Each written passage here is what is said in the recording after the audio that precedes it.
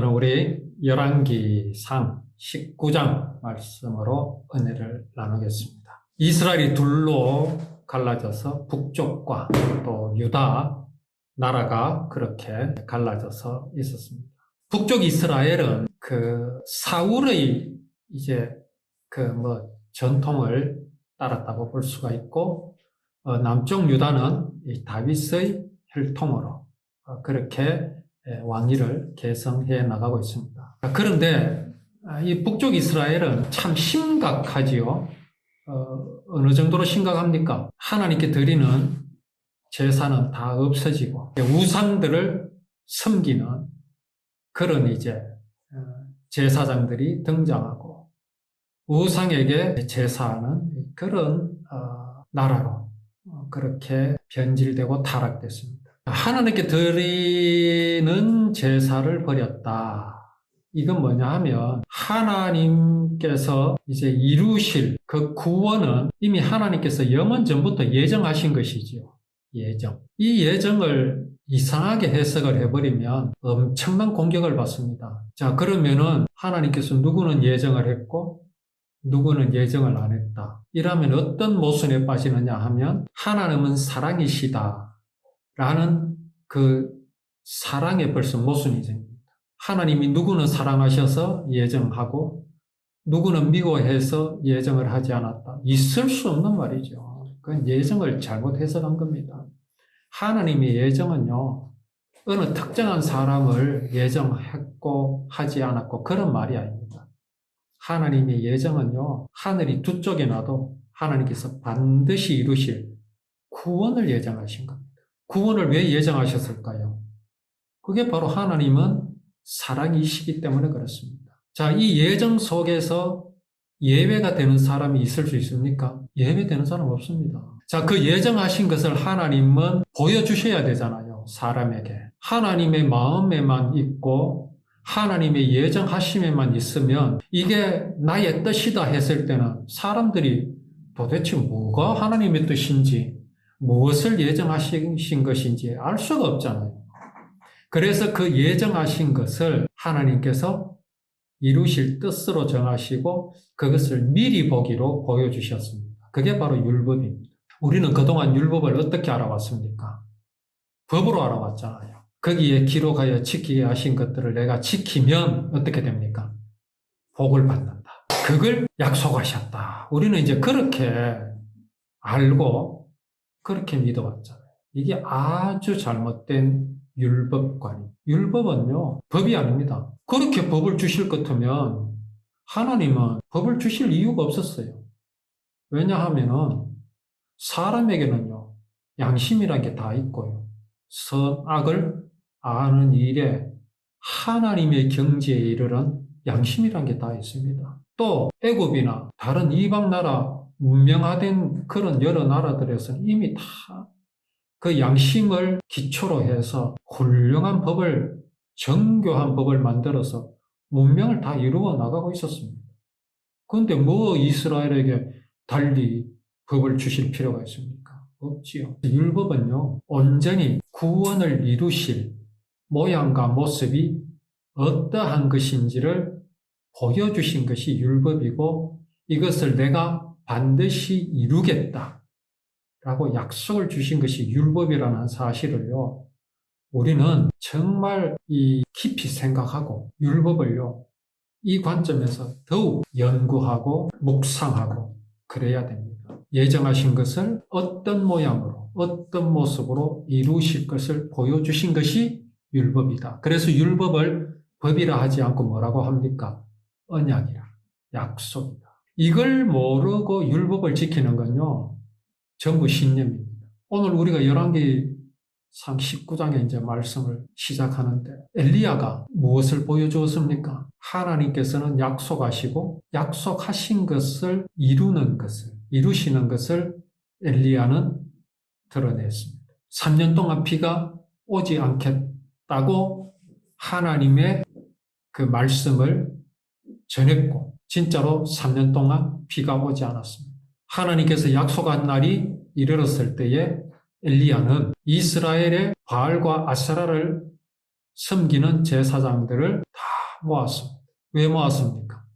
하나님께서 비를 내리실 것이다. 자, 비가 온다는 게 중요합니까? 비가 3년 동안 내리지 않다가 비가 내리는 게 중요합니까? 그러면요, 모든 주목이 어디로 향하겠습니까? 엘리야에게로 향합니다. 엘리야가 하나님이 되어버립니다. 하나님께서 선지자를 통해서 믿음의 조상들을 통해서 또 이스라엘을 통해서 보여주시는 모든 것들은요, 하나님의 신비로움을 보여주시려고 하는 게 아닙니다. 하나님을 드러내시려고 하는 거거든요. 하나님을 드러내신다. 자, 하나님 그 자체를 드러내신다라는 것은 무엇입니까? 하나님은 무엇이라고요? 사랑이잖아요. 이스라엘의 사랑을 드러내시는 겁니다. 사랑. 그 사랑이 뭡니까? 사람은 하나님의 사랑을 배반하였지만 지금 북쪽 이스라엘은 하나님을 버리고 바알과 아세라를 섬기고 있지만 하나님은 이러한 죄를 영원히 용서하실 하나님의 그 사랑 어디에 나타내셨다고요? 율법에 나타내셨잖아요. 그 율법을 이루실 하나님은 살아계심을 보여주시기 위해서 3년 동안 비를 내리지 않으셨어요. 그리고 엘리야를 통해서 뭘 보여주십니까? 비를 내리시는 하나님을 보여주십니다. 그러니까 비가 내리고 안 내리고가 중요한 것이 아니라 하나님이 살아계신다. 하나님이 살아계신다라는 것은 뭡니까? 하나님께서 주신 약속, 곧 율법을 이루실 하나님은 살아계신다. 구원을 이루실 하나님은 살아계신다라는 것을 보여주시기 위해서 하나님께서 엘리야를 쓰신 겁니다. 왜 하나님께서 이렇게 하실까요?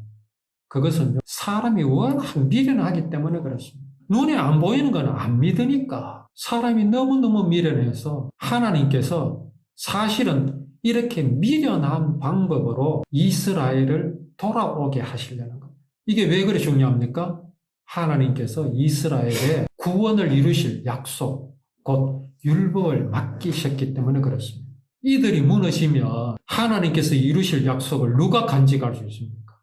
간직할 민족이 없습니다. 전부 다 떠나버렸는데.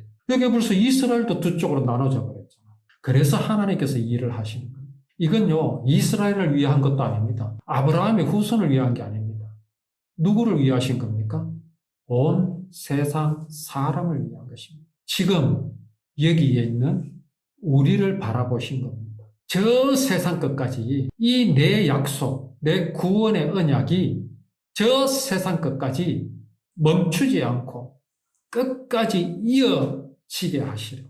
하나님은요, 이 구약 시대에 하나님께서 왜 이런 일을 하시느냐? 내가 언약을 이루실 것이라는 그 확고한 전압을 높이시는 거예요. 그래가 어디에까지 이어지게 하시려고요? 세상 마지막 날까지. 자, 이 엘리야가요, 19장에 들어와서 이상한 모습을 보입니다. 자, 비가 이제 올 거를 누구한테 이야기했습니까? 아합왕에게 엘리야가 자신있게 얘기했죠. 자, 이제 비가 곧 올 테니까, 홍수가 날 테니까, 빨리 왕궁으로 돌아가라고. 얼마나 확신이 있었으면 그렇게 말하겠습니다. 3년 동안 비가 안 왔는데, 엘리야가 믿음이 충만했습니다. 신념이 충만한 게 아닙니다. 믿음이 충만했어요. 왜? 봤잖아요. 하나님은요, 우리에게 보여주시고 믿으라 하십니다. 내가 못 본다는 거는요, 내 생각, 내 습관, 내 본성이 그거를 가로막고 있어서 그렇지, 없는 게 아닙니다. 3년 동안 비가 내리지 않다가 엘리야가 하나님 앞에 제사를 드린 후에 비가 내렸다. 이게 얼마나 대단합니까? 그런데 이세벨은 눈 하나 깜짝하지 않습니다. 이세벨은 뭐라고 생각하겠습니까? 우연히 내린 거다. 엘리야는 인디안 기구제를 드린 거다. 인디안 기구제 알지? 막 무당들이 비가 내려달라고 막 무당들이 막 구설합니다. 난리 구설하는데 언제까지요? 비가 내릴 때까지 하는 거야. 그래서 비가 내리면 우리가 신께 기도해서 그랬다. 지금 이세벨이 그렇게 생각하는 겁니다. 근데 그 생각이 틀린 것은 만약에 비가 계속 안 오는데 엘리야가 오늘날 하나님께 제사를 드렸더니 비가 내렸다면 이렇게 생각할 수 있어요. 근데 하나님께서 엘리야를 통해서 뭐라고 말씀하셨지요? 3년 동안 비가 내리지 않을 것이다 라고 이미 말씀해 주셨잖아요. 정해 놓으셨어요. 그것을. 그리고 3년 만에 비가 내렸잖아요.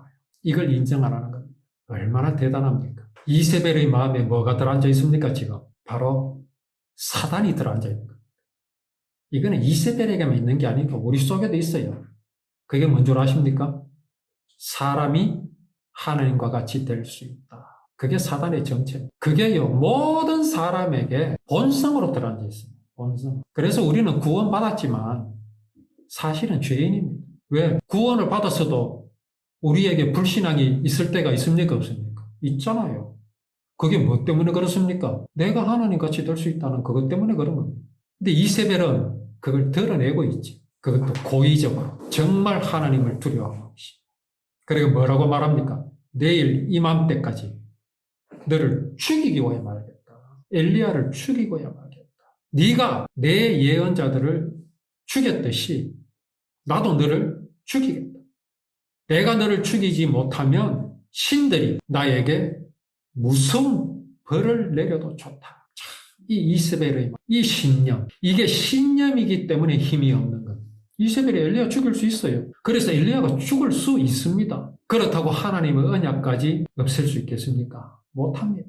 이제 이 이세벨과 엘리야 두 사람의 이제 어떤 일들이 일어납니다. 엘리야가 어떤 모습을 보이는지 또 말씀을 나누도록 하겠습니다.